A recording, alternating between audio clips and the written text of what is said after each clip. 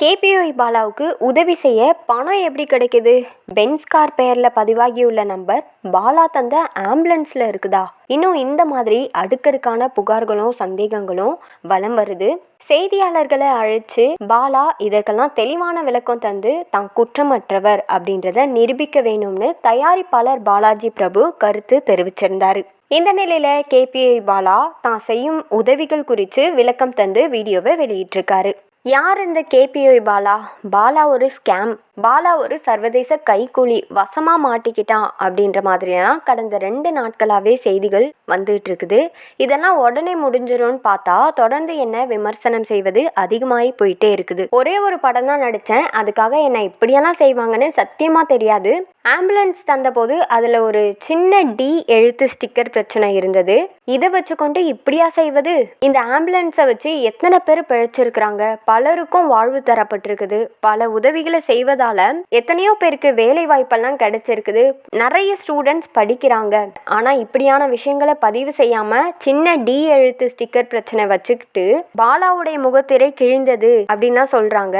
அதுலயும் தினக்கூலியான என்ன சர்வதேச கூலி இந்த மாதிரியும் சொல்றாங்க.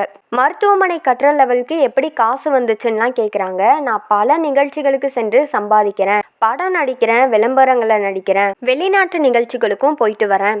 வெளிநாட்டில இருந்து எனக்கு யாரோ பணம் தராங்களாம். எனக்கு யாருங்க தரப்போறா? என்கிட்ட எந்த ட்ரஸ்ட்டும் இல்லை, எல்லாமே என்னுடைய சொந்த பணம் தான். நைட்டும் பகலுமா ஓடி ஆடி சம்பாதிக்கும் பணத்துல தான் நான் உதவிகளை செய்கிறேன். அமுதவாணன் கிட்ட 1/4 கிரவுண்டு நிலம் வாங்கியிருந்தேன்.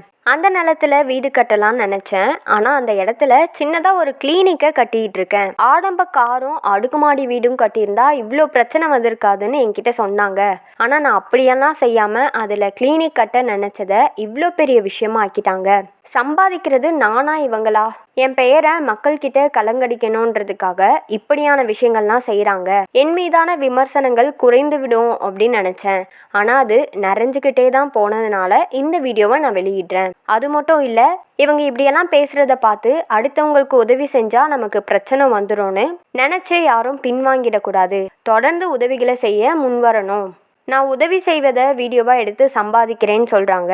ஆனால் நான் வீடியோவை இன்ஸ்டாகிராமில் தான் பதிவிடுறேன். அதில் எந்த சம்பாத்தியமும் வராது. ஆனால் சமீப காலமாகவே என்னை பற்றி தவறாக பேசி தான் யூடியூப்பில் சிலர் சம்பாதிச்சிட்ருக்காங்க. இவ்வளோ வன்மங்களை தாண்டி நம்ம வாழ வேண்டியதாக இருக்குது. நல்லது செஞ்சாலே பிரச்சனையா? பிரச்சனை இருப்பதுனால தான் நல்லதே செய்கிறோம். ஆனால் நல்லது செய்வதே பிரச்சனைனா என்ன செய்கிறது? இந்த 2 நாளாகவே நான் பட்ட கஷ்டங்கள் ரொம்ப. எல்லாத்துக்குமே நன்றி. ஆனால் எனக்கு எதிராக செய்வதை பார்த்து நான் ஓட மாட்டேன். எனக்குன்னு மக்கள் இருக்காங்க, அவங்களுக்காக நான் கடைசி வரைக்கும் ஓடுவேன். தேங்க்யூ அப்படின்னு அந்த வீடியோவில் உணர்வு பூர்வமாக பேசியிருக்கிறாங்க பாலா. அதே மாதிரி ஆம்புலன்ஸ், 2 வீலர் இது எல்லாத்தையும் பெற்றவங்க தங்களுடைய வாகனங்களில் பொருத்தப்பட்டிருந்த நம்பர் பிளேட்டோடு வச்சு இந்த வீடியோவில் விளக்கத்தை கொடுத்துருக்குறாங்க. ஒரு சில பேர் இணையதளத்தில் நல்லது செய்யுங்க, அப்படி முடியலையா அமைதியாக விட்டுருங்க, நல்லது செய்கிறவங்களையும் இவ்வளோ தூரத்துக்கு ஆளாக்காதீங்கன்னு பாலாவுக்கு சப்போர்ட் பண்ணிட்டு வராங்க.